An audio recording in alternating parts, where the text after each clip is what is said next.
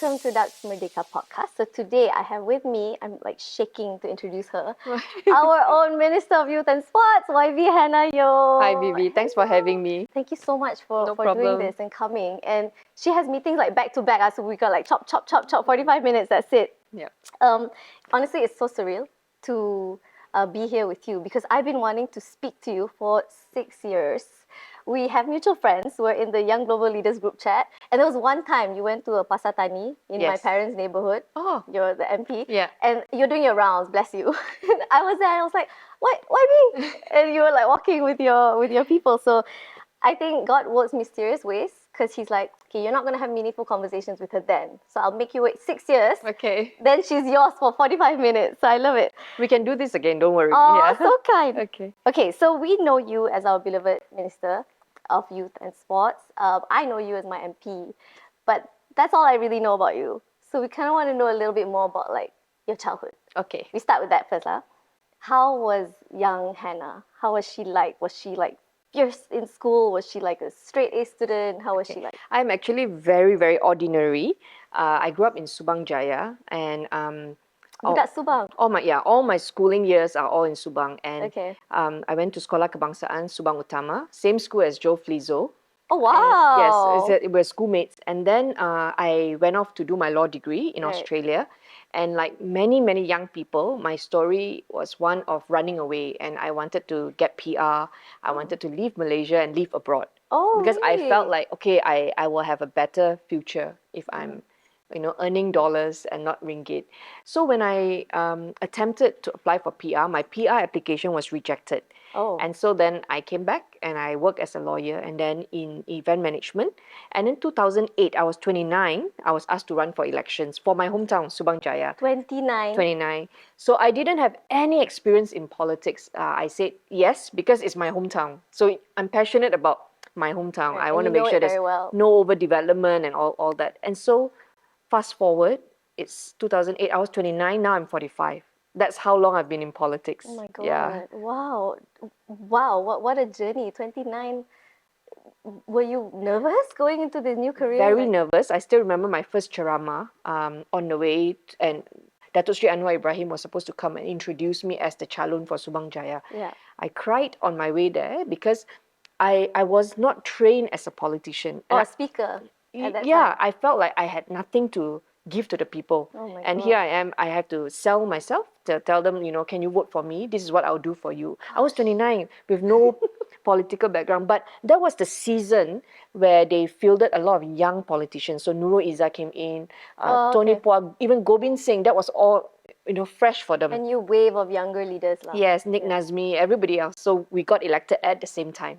How were your parents through all this? Like, I've seen a picture of you hugging your parents. It's really heartwarming. So I'm guessing you're very close to them. My father is a businessman. My mom is a housewife. So they gave a lot of freedom growing up. Yeah. But education is very important, especially for my father. So, if you don't get straight A's, so you PSR must be straight A's, PMR must be straight A's. If you don't get straight A's, he will give you the silent treatment. So he gave me the silent treatment. My dad too. Yeah, he won't scold, but Yeah. he will just be silent. Yeah. And that was quite stressful. Yeah. But you were flying colours lah, straight A, head prefect. Until SPM. Oh. So that's the lesson I think I want to share with the young people. Go where your passion is. After PMR, naturally as the head prefect, you're expected to do science because people always perceive science as the better stream compared to arts. Is it So that's the perception, right? But actually it's not true. Yeah. And so I don't like science until today, but because of pressure, I went into science, and obviously I didn't enjoy it, and I had no interest in science, and I only managed grade 1 for SPM. It sounded like, okay, you pass, but they expected more from a head prefect. Right. So I went through a very brief period of depression because there is no self-esteem. Because at 16? SPM? 17, right? after SPM. From being a good example to being made a bad role model. Yeah. And so, as a teenager, I can understand you're struggling to find your own identity and you're struggling to find what you're good at. Yeah. So my message to a lot of young people today is actually you already know within you what you love, what you're good at, because your gift and your passion will always match. because we're made that way. Yeah. So go where your passion is, use your gift, yeah, and the money will come. Because today, you know, with this global platform that we have, all kinds of possibilities, right, for you Yeah. to pursue your gift and to use your passion. Yeah. See, I resonate with that because I'm also a parent. I have 4 kids. So they are also, I'm also trying to find like, what is your passion? What do you Yes, like? yes. Each one of them is so different, right? Yeah. We can't parent them the same way, which Correct. makes our job really difficult, right? Correct. So you are also a mom. Yes. 2 girls. 2 girls. I've seen their photos. They look Malay, by the way. Yes, So yes. cute. How are you like as a mom? I am, because of my experience as a student, I am the other extreme now as a mother. So I feel like, you know, just make sure you are present in school, you do your best. Okay, if you don't score straight A, it's fine. Just do your best. I just want to know that you have done your best. Yeah. So you should not be skipping school. You should not be skipping lesson. Make sure you do your homework. But if you don't get A, it's fine. Yeah. You know, I'm that kind of mother now because of my own experience. I don't think it's a bad thing. I just think that parenting is different for everybody. Are you the same as your husband? My are you guys husband quite is chill? definitely stricter than me, Okay. but he is very present with the girls. Yeah. And so today actually you see a lot of very present fathers because Yeah. times have changed. Yeah. A lot of young fathers I noticed today, they are there doing things with the girls, doing things with the kids. Yeah, my husband included lah. Yes. He's such a sometimes I think he's a better parent than me, more patience. Yeah. Okay, so I wanted to ask about you being a leader, right? Yeah. So a lot of the women in our community, they are leaders in their own right, whatever industry. You being given the portfolio for youth and sports, I heard how it happened. Like you got the call, you're like, oh my God, I don't know much about this, you know. So it's almost like being a CEO in a new company, new portfolio, new team, who you didn't hire, you inherited, right? So how was that process for you? It must be quite difficult. Yes. I remember my first month, I had to deal with the stadium being double booked for football and Jay Chou's concert. That was very, very stressful for me. And then I realized then that sports is really a industry of passion. Okay. You either love football or you love badminton or you love music and concert, right? So the fans are fierce. And so when you have these two groups, you know, I booked this for concert and I booked this for football. Yeah. That was very challenging. But that crisis or conflict also gave rise to the big screen program run by KBS now. So we put up big screen everywhere so that there is accessibility for people who cannot enter the stadium and people who cannot afford to buy tickets. They now can follow the big screens nationwide. And we have now changed that into outdoor cinema. That means when football is not happening, let's do outdoor cinema. And Wow. last week, Putrajaya, thousands came for the outdoor cinema. So I feel that this is a portfolio that allows creativity to take place. Yeah. And so we have to go with the flow, but at the same time also fixing what is needed by the stakeholders. So I think for me, my proudest achievement would be giving athletes finally their EPF. They have been asking for EPF for so long. Our elite athletes all did not have EPF Okay, I did before not this. know that. Yes. Wow. So now we have converted their contract for training and for allowance into contract of employment, giving them better security. That's Yeah. great. Wow. So yes, I have to learn on the job. Yes. But it's been very Because people don't give fulfilling. you time. It's not like you have 3 months to chill and like, Yes. okay, let me figure this out. People like, what are you gonna do? What are you gonna Yes, do? Right? So yes. I can't imagine the stress of being you. You know, the whole Malaysia's watching what you do. When you're given a new portfolio as a new leader, it's like, okay, what can she do better than the previous? Or, you know, what changes will she make, right? Do you get pressured? Definitely. I think every time when people think about Minister of Youth and Sports, they imagine, okay, it must be Pemuda UMNO. Or, you know, when Must be a sports like athlete. when Syed Saddiq came in, he was Pemuda Bersatu. Okay, so Oh, you must be this young Malay muscular. But I'm a mother of 2. I'm in my 40s, and now I have teens. Yeah. Right. So I have to find my own my own role and be comfortable with that. And so for me now, you know, when we promote Gaya Hidup Sehat, I got to make sure that I am practicing that myself. Oh, yeah. So no matter how difficult now, I push myself to do hiking, you know, one hour each session, and I try to do 3 times a week. Oh my God, so malu. Pushing. So I just have to make sure that I'm consistent with what I preach. If I Yes. tell people you exercise, I must do it myself. Oh my goodness. Yeah, so it's been very challenging, to be honest. So you're more fit now, healthier? I healthier, definitely feel Hannah? better after every sweat out. I just felt, okay, now I know why people can be addicted to exercise, because the feeling of just sweating it out is Yeah. excellent. Yeah.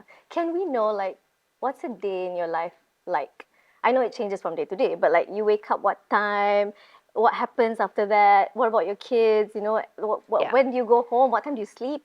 So this is not something exclusive for politicians. It's really for every working mother. Every working mother will tell you they have to wake up very early, and they have very little sleep. And for me, I have two offices. So I have Youth and Sports Ministry in Putrajaya, and I have my Segambut office. Yeah, that's right. So everybody You're who has double hatting. yes, and they have everybody who has access to my calendar. They are just waiting for one slot to free up, right? The moment one slot is freed, and they want to just quickly lock in, because they have a long list of people who want to see me. My goodness. And so sometimes I have to, as much as we want to fill up everything, we also have to remind ourselves that we need rest. I think sometimes for me, seeing how tired my bodyguard is, because he is following me all the time, right? And while I'm resting, he has to be on alert. That, yeah. And so, but he's also human. And so when I see him really exhausted, then it hits me that, hey, there are other people who are serving alongside me. They are also tired. My social media person, my photographer, my driver. I need to stop, because I need to give it a break so that people can actually rest. Yeah, because Saturday and Sunday It's booked up. Yeah, because that's when sports events happen. Oh my God, you don't get weekends? Most weekends are all work weekends, and then Monday you start all over again. I can't imagine. Like, I shouldn't complain at all after seeing like your schedule. My goodness. But you're a mom as well. So do the kids ever complain? They are now bigger. They understand, and they are able to then find their own activities. I'm very blessed with a very good support system. So I have friends, I have sisters, and then weekends when I am working, my husband is with the kids. Yeah. So that support system took care of my girls for these many years, right?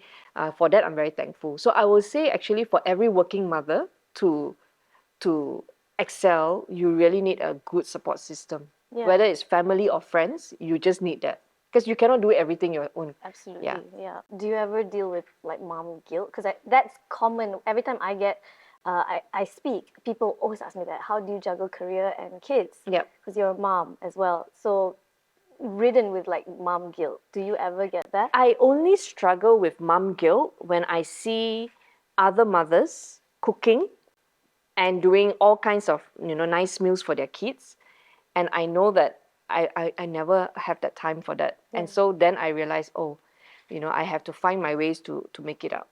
And so, buy better food for them, even though I just can't. You cook? No, I can't. I mean, I would love to. I tried during COVID. I had what is the name of the thing? Dapur Hannah Yeon. I did I saw online, right? that. Oh my Hannah gosh, Yeon, yeah. right? Yeah. But now that kitchen is Gone. permanently closed. Yes. It's No not opening hours. yummy. It's not yummy. Yes. Oh, okay. I want to ask you about women working, right? So, Jacinda Ardern, she left in 2023, and she said she no longer has enough in the tank. Yeah. And we see that happening a lot. People constantly have to perform, especially being like leaders of their country, right? Have you ever felt this before? Like you just want to give up? Many, many times. I think every crisis will make you evaluate and assess, do I have what it takes to continue? Okay. And so I would like to see our life chapters as, seasons. There are seasons where you will excel, and there are seasons when you will be down.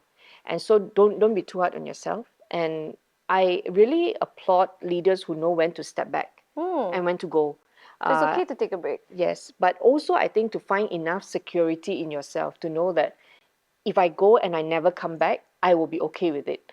A lot of people never leave because they don't think that they will ever be given a chance to come back. And so I think being able to leave law, leave event management, and enter politics, and understanding the seasons. Every season is different. I think I always think about that day when my time will be up in politics and I get to live my life and pursue things that I miss out when I was young. Yeah, because it was always on the go from Correct, since 29. 29, right? And I would really love a calendar that is empty. Oh my I, God. I think that would be a dream 1 week. Just retirement. give her 1 Yeah. week, guys. Yeah. So I always imagine retirement, and every time we celebrate a civil servant retiring, I always think, oh, I can't wait for my time. So for people our age now, I always tell them, while you are busy working, just make sure you look after your health, because while you love and you want to pursue retirement, you look forward to that day, you save money for that day, you want to make sure that when you are 60, you actually have the health to actually enjoy all that you have saved up. True. Yeah. Yeah.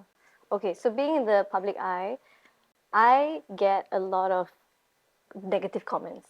So I can't imagine you being on a national level.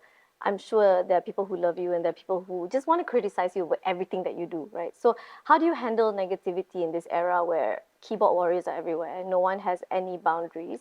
It's just sometimes very sad to even read. Do you read comments? I think especially in my portfolio as Minister of Youth and Sports, I feel that I'm often misunderstood because of the things that I cannot say, right?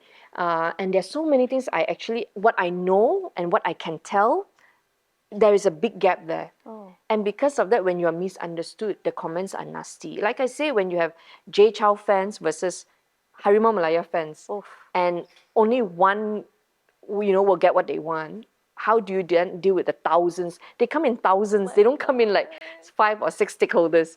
And so I have to learn to be strong. And maybe sometimes sometimes you can ask my team, I can be very affected by those comments. Really? But then I also have to learn to walk away, because sometimes I look at some of the accounts, they are like, Fake accounts newly lah, set up, yeah. or fake accounts, and I think, okay, I should not be too affected by this.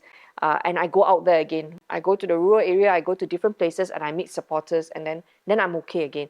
So I'm more worried, not for myself, but for people who are younger, who are using social media, children. When your identity is not secure, and you then read comments and you are affected by it, that's something that the government is now trying to do, looking into cyberbullying. Yeah. And they should, it's a very yes. serious issue.